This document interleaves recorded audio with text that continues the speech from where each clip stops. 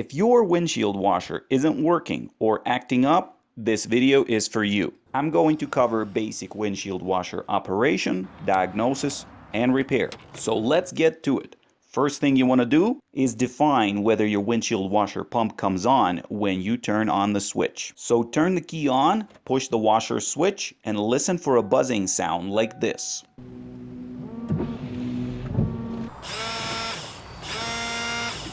The reason you want to listen for this sound is because the whole windshield washer system consists of two parts, electrical and fluid delivery. And the pump we're trying to listen to is located right in the middle of the two.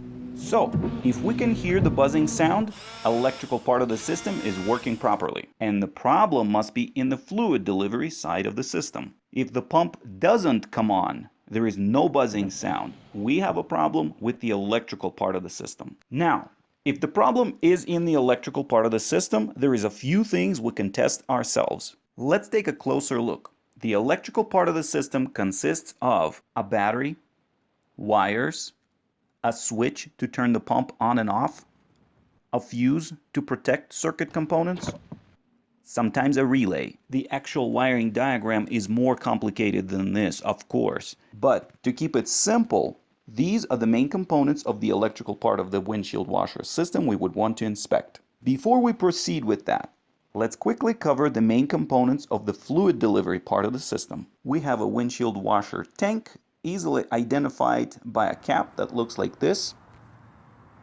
The pump is placed at the bottom of the washer tank, right there. It has a hose attached to it, and if we follow it, it goes to the hood where it is connected to a couple of nozzles. The nozzles spray washer fluid on the windshield. Now, coming back to our electrical part of the system. If the pump doesn't come on, most of the time it is a bad pump. In order to test it, we will need a multimeter. Even the cheapest Harbor Freight model will work for this test. Let's set it to DC voltage and plug the leads to the back of the pump connector. Turn the key on and hit the switch. As you can see, I get voltage at the connector every time I hit the switch. So there is power getting to the pump, yet it doesn't come on. Now we know for sure the pump is bad. Now let's turn off the key and replace the pump. Disconnect the connectors. Oh, by the way, in case you're wondering, the reason this tank has two pumps is because one is for the front windshield and one for the back. So disconnect both connectors, remove the tank to gain access to the pump if you need to. Disconnect the hose from the pump and drain the fluid. In order to speed up the demonstration process, I'm going to keep my hose on and not drain the fluid. Remove the pump from the washer tank by simply prying it out. Here is what a typical washer pump looks like. An electrical connector and two openings, bigger for the tank and smaller for the hose. To install, plug the new pump in the tank and reverse a removal procedure. Sometimes washer fluid tanks are placed inside fenders and wheel wells, and nozzles may be placed in the wiper arms or in the wiper arm cowl under the windshield. But all the operating principles remain the same. You just have more stuff to take off. Refill the tank and test the new pump. Now, if we didn't get any reading on our multimeter when we push the switch, we would have to check our fuse, the relay, and the switch to see why there is no power getting to the pump. On rare occasions, we may also have a broken wire or a corroded connector. Let's start with the fuse. Locate a fuse box around the dash and under the hood, and look for a label description on the cover or in the owner's manual. Here is the windshield washer fuse. It is in the first column, third from the top, and rated at 30 amps. Right here. You can check the fuse visually. Here is a good fuse, and here is a bad fuse. Or if you aren't sure, you can test it with a multimeter. Set it to resistance, horseshoe looking sign, and touch the leads to the opposite sides of the fuse. Low resistance means this fuse is good. Bad fuse would show OL, which stands for open line. If it's bad, replace it with a fuse of the same rating. If the fuse is good, move on to the next part, your relay.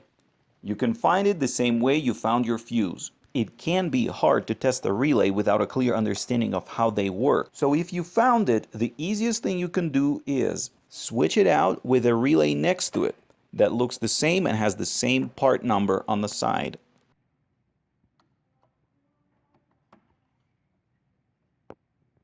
Turn the key on and see if you're getting power at the pump now, or if the pump starts working. If your vehicle is not equipped with washer relay, or switching out the relay doesn't seem to make a difference, which would signify the relay is not the problem, you may have a bad switch.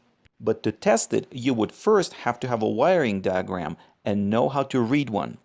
Since every car is different and I'm trying to keep this video simple, the only test I can offer at this point is try replacing the switch and see if it helps. I have a 3-minute video on how to replace a turn signal switch on a Toyota Tacoma. Usually it is the same concept for most multifunction switches. Check it out if you're not sure how to replace one. If trying to replace the switch is the route you want to take, keep in mind, many parts stores don't take electronic parts back. So you may want to clarify that with the store before you commit to gambling whether it really is the problem. If none of these simple steps help you resolve the problem, you may have to seek professional help. Now, if the pump is working, but no fluid is sprayed on the windshield, check and make sure your tank has fluid in it and the fluid is not frozen. If the fluid is fine, have somebody turn on the washer pump intermittently while you're inspecting the hoses for cuts, kinks, and leaks.